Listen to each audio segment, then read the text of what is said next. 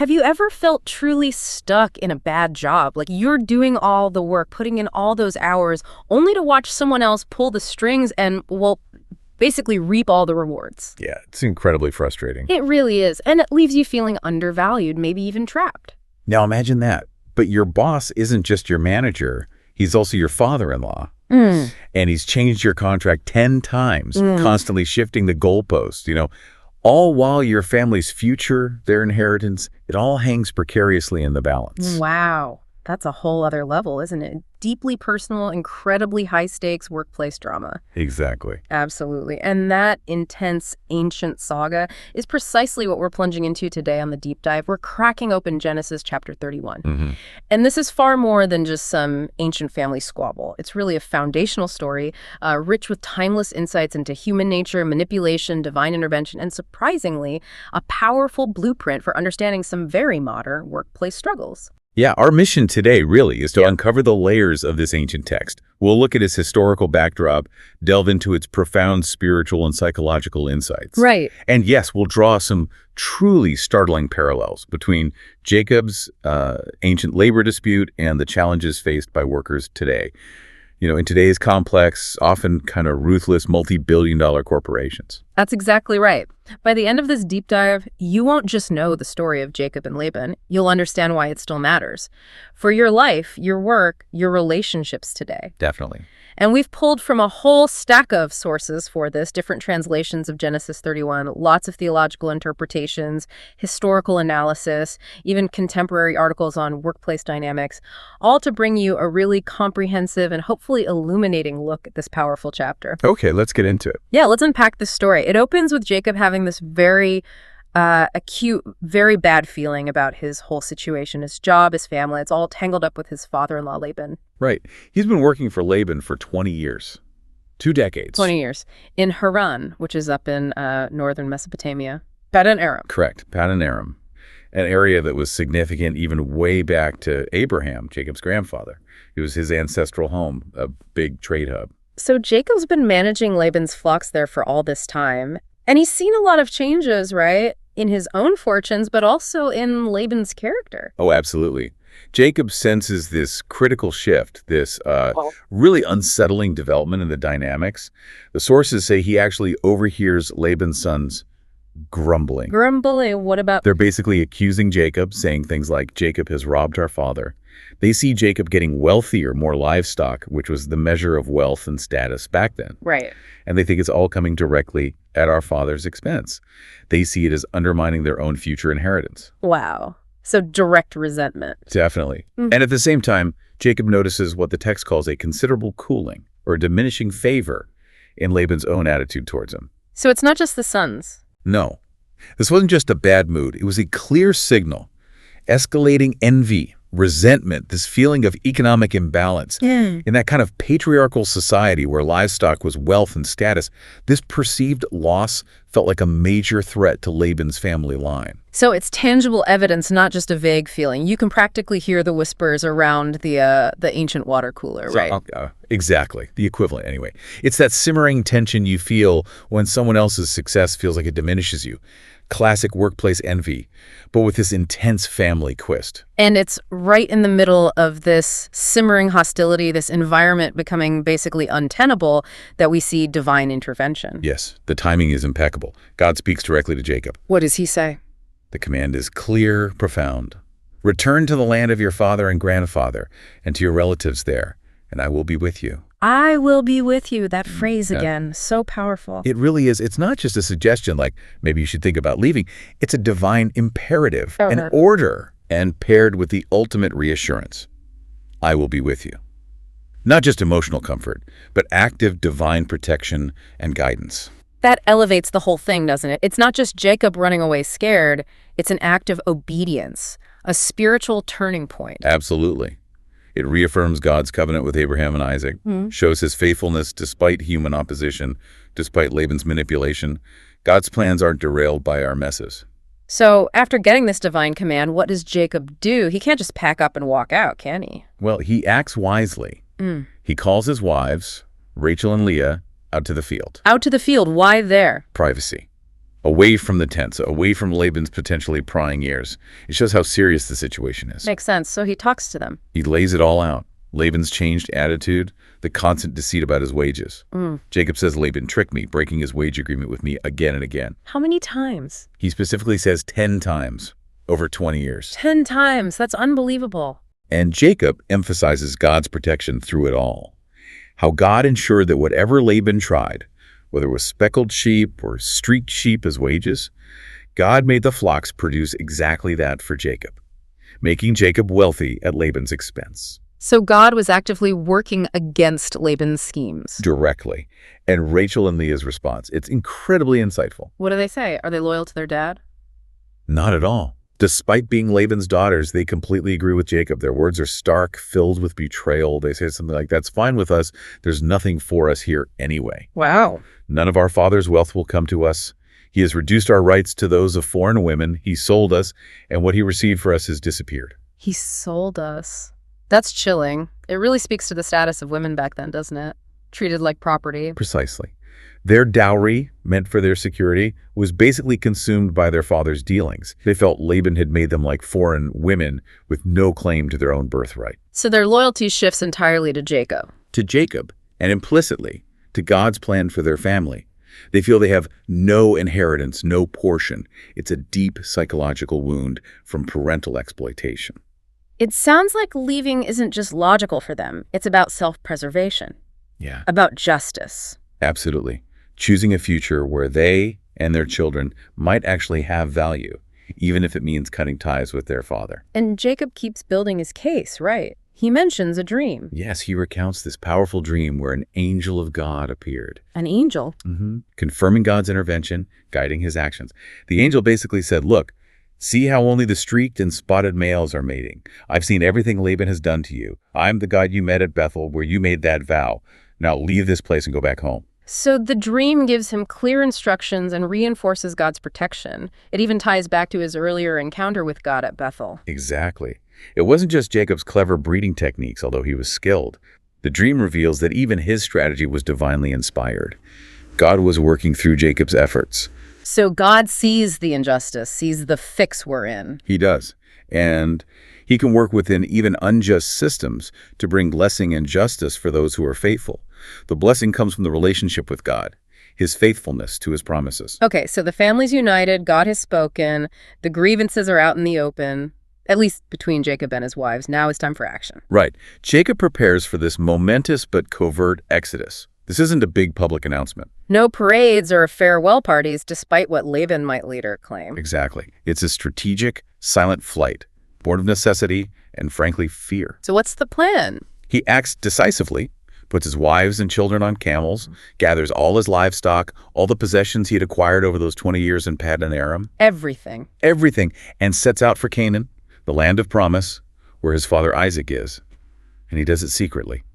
Laban is away shearing sheep. Ah, perfect timing. A window of opportunity. A critical window, the silent departure. It's a psychologically realistic response, isn't it? Trust is gone. Open negotiation failed repeatedly. Confrontation. That would likely lead to violence or worse manipulation from Laban. Jacob knows Laban too well. He knows he'd never let him leave willingly, not with all that wealth. Precisely. The fear of Laban's reaction, his possessiveness, is a huge motivator. And the journey itself, crossing the Euphrates River, that feels significant. It is. The Euphrates is a major boundary. Crossing it means physically leaving Mesopotamia, Haran, Paddan Aram, Abraham's old home, but for Jacob, a place of bondage. Right. And heading back to Canaan, the promised land. It's a huge geographical, cultural, and spiritual shift. From the toxic past towards this divinely promised, albeit uncertain future. Okay, but then there's this really strange twist in the story. Rachel. Ah, yes. Rachel's intriguing theft. Unbeknownst to Jacob, it seems, she stole her father's household gods, the teraphim. Teraphim. What are these things? Just little idols, lucky charms. Oh, much more than that. Historically, culturally, teraphim were small figures, representing ancestral deities. Think of them as family guardians, protectors. Okay. They were also used for divination, trying to get guidance from the gods. And crucially, in some parts of the ancient Near East, owning the teraphim was linked to inheritance rights. Inheritance, really? Yeah. Finds from places like Nutsi suggest possessing the father's teraphim could sometimes signify who the rightful heir was, giving authority over the family estate. So Rachel's stealing them.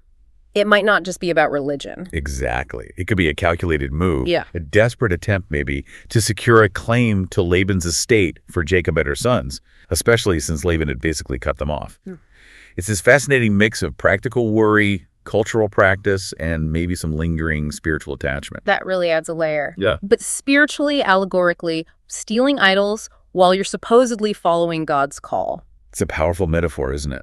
Humanity's struggle with idolatry, clinging to tangible things for security, these lucky charms, instead of fully trusting God. Even when moving towards God's promise, there's this pull towards the old ways. Spiritual compromise, the difficulty of letting go completely. And it really highlights the nature of these false gods. I mean, you can have a God that someone can just steal. Right. Compared to the God who spoke to Jacob, who is sovereign and unstealable. Precisely. Psychologically, too, it hints at Rachel's complexity, maybe unresolved identity issues. Clinging to her father's legacy, even while rejecting his behavior. It shows how we carry our baggage, our fears, our old habits, even during transformation. It's a process. Well, secrets like this rarely stay secret for long, especially with someone like Laban involved. Indeed. 3 days later, Laban gets the news. Jacob and his entire household, flocks and all, are gone. He must have been furious. Absolutely. Not just about his daughters, but his property, his control, and we can assume his missing teraphim. He gathers his relatives, his kinsmen, his brethren, a formidable group. And he chases them. Oh, yes. A hot pursuit. For 7 days, across quite a distance, he finally catches up with Jacob's caravan in the hill country of Gilead. 7 days of pursuit. The tension must be immense. It sets the stage perfectly for this unavoidable, incredibly tense confrontation. Okay, so the chase ends. Laban catches up to Jacob in the hills of Gilead, face to face.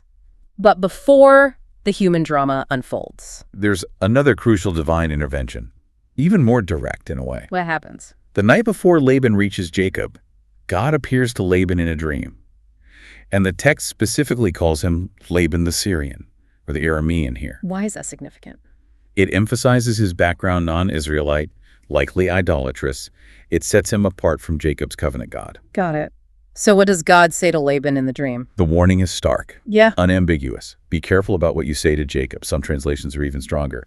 Take heed that thou speak not to Jacob either good or bad. Good or bad, meaning? Meaning, don't try to manipulate him. Don't use false kindness. Don't make empty promises. Don't threaten him either. Basically, watch your mouth. It's God setting a boundary. Wow. Direct divine protection for Jacob, fulfilling that I will be with you promise. God's sovereignty over everyone, even those who don't worship him. Exactly. It prevents Laban from doing serious harm. Now, you mentioned that some sources see Laban here, especially as the Aramean, as a kind of archetype for Satan. Yes, it's a fascinating parallel some draw. Just as God warns Laban, setting limits on what he can do or say, Right. he also sets boundaries for Satan, who acts as the accuser, always trying to reclaim what God has freed, trying to trap people. This warning to Laban is seen by some as a picture of those unseen spiritual battles where God steps in to restrain evil and protect his people. That adds another layer entirely. So Laban arrives, having had this divine warning. Does it change him? Well, his first words kind of show his true colors are still there. Yeah. He confronts Jacob, immediately twisting the narrative. What do you mean by sneaking off like this? Making Jacob sound like the bad guy. Exactly. Are my daughters prisoners, plunder of war that you've stolen away? Yeah. Then comes the gaslighting. The farewell party claim. Yeah. Claiming Jacob should have let him throw a party with singing and music. As if... Preposterous. He never would have let them go peacefully. Of course not. It's pure manipulation, trying to make Jacob doubt himself. And then he gets to his real concern. Why have you stolen my household gods? Yeah. Property and power. Even after God's warning, he's still trying to manipulate. Unbelievable. And Jacob's response, he doesn't know Rachel took the gods, right? No idea. So he vehemently denies it. Yeah. And in his righteous anger, he makes that fateful declaration. Let the person who has taken them die. Oh, the dramatic irony. He just condemned his own beloved wife. It hangs heavy in the air. But Jacob also explains why he left secretly.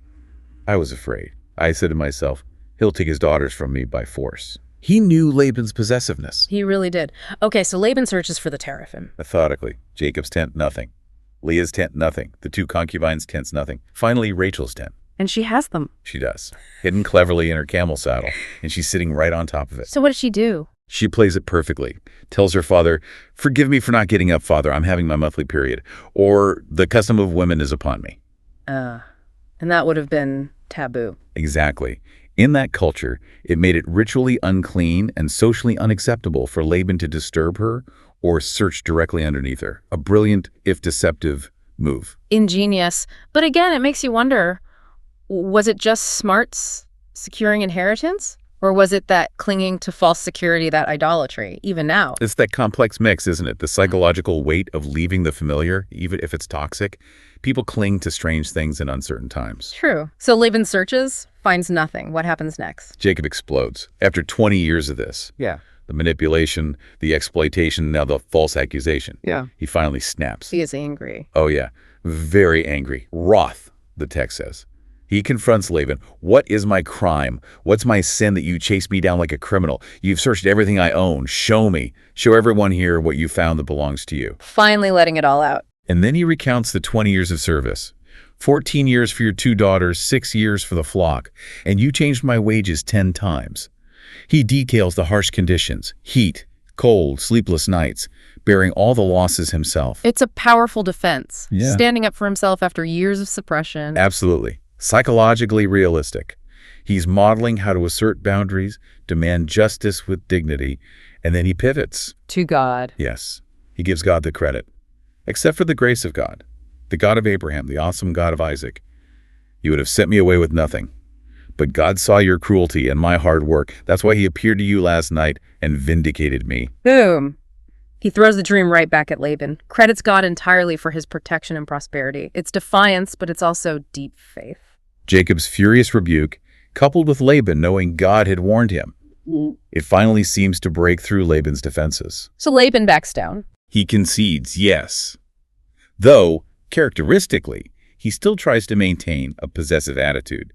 He says something like, "These women are my daughters, these children my grandchildren, these flocks, all that you have, it's all mine." Even now, he can't fully let it go. That really fits the Satan parallel, doesn't it? Claiming ownership over what God has blessed or freed. It does resonate that way. But then, pragmatically, he shifts. "Come now, let's make a peace treaty, you and I, and we'll live by its terms." A treaty, so not really reconciliation, but a formal truce. Exactly. A reluctant truce. In the ancient Near East, these covenants, these treaties, were absolutely crucial. They established power dynamics, spelled out obligations, maintained order between tribes or families. It was a necessary step, even if born from distrust. So how do they make this treaty? Jacob takes the initiative.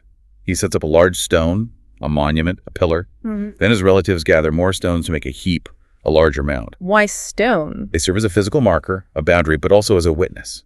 Something tangible to point to remind future generations of the agreement made there. And they share a meal. Yes, a very common and significant part of covenant making, symbolizing shared life, mutual obligation, sealing the deal. Okay, and they name the place, right? With different names. Right. Laban, using his Aramaic language, calls the heap Jegar Sahadutha, Which means? witness heap, or witness monument. Jacob, using Hebrew, calls it Gilead, which also means witness heap. So agreement on the function, at least. And Laban also calls the pillar Mizpah. Yes, Mizpah meaning watchtower. And this is where Laban says that famous line, often misunderstood today. "May the Lord keep watch between us when we are away from each other." Misunderstood how? Sounds nice. It sounds nice now, but back then, given the context of deep distrust, it wasn't a warm blessing. It was more like a warning. "I don't trust you, Jacob, but God is watching. He'll see if you break this deal, and he'll hold you accountable." Oh, okay. So God's watchful care as an enforcement mechanism. Pretty much. God is the ultimate arbiter ensuring the terms are kept. What were the terms? Laban lays them out. Jacob must not mistreat Laban's daughters, his own daughters, and he must not take any other wives besides them. Practical stipulations to protect his lineage from his perspective. And they swear an oath. They do. But notice the subtle difference. Laban invokes the God of our ancestors, the God of Abraham and the God of Nahor. Yeah. It's a bit broader, maybe reflecting a blended belief system, or possibly still hinting at his idolatry. Okay. And Jacob. Jacob swears before the awesome God of his father Isaac, or by the fear of Isaac. That phrase, the fear of Isaac, denotes exclusive worship of Yahweh, the one true God. It emphasizes reverence, covenant faithfulness, a clear theological distinction. And the core agreement, the boundary. Yes, they establish a clear boundary line marked by the heap and the pillar. I will not cross this line to harm you, and you will not cross it to harm me. A line of separation and non-aggression. You know, this whole covenant thing, setting boundaries, God watching over, it feels like it could point towards something bigger. Many see a typological link here, yes.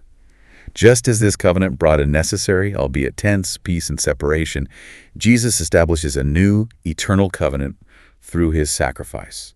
He watches over his people, sets spiritual boundaries against evil, and leads them towards the true promised land. It's like a shadow of a greater peace to come. That's powerful. So after the treaty is made, what happens? Jacob does something important. He offers a sacrifice to God, the God of his fathers, not Laban's potential gods, solidifying his allegiance. Right.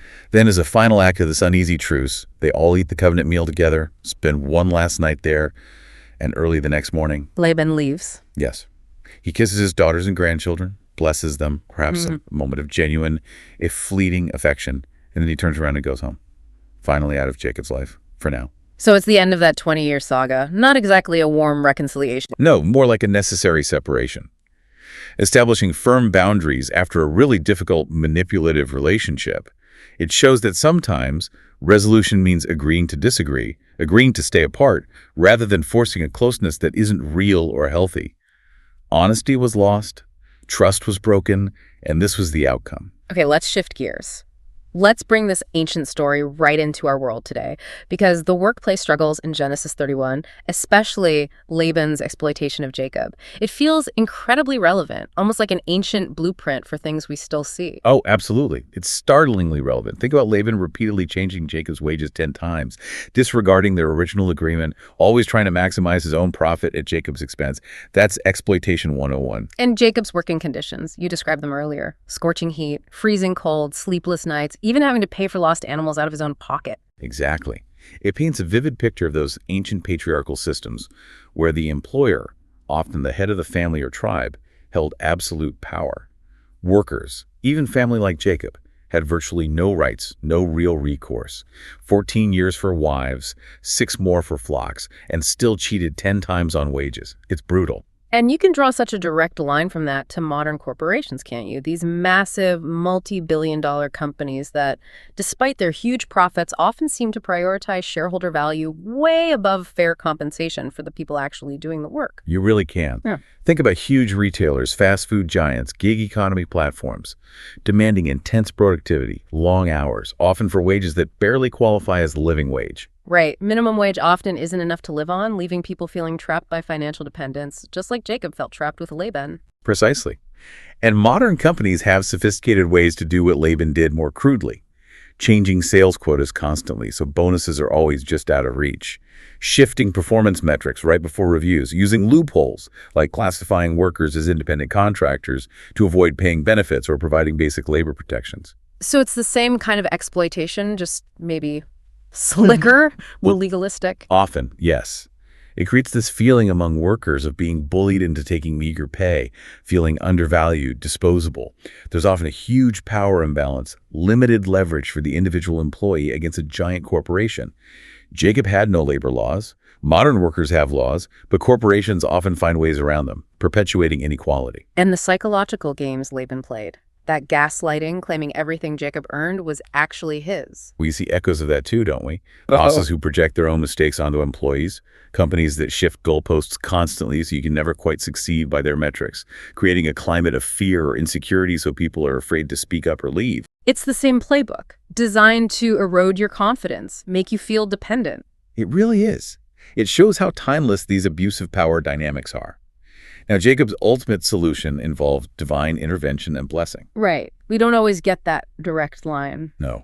So modern workers often turn to collective action unions, organizing or finding side hustles, trying to build their own security outside the system.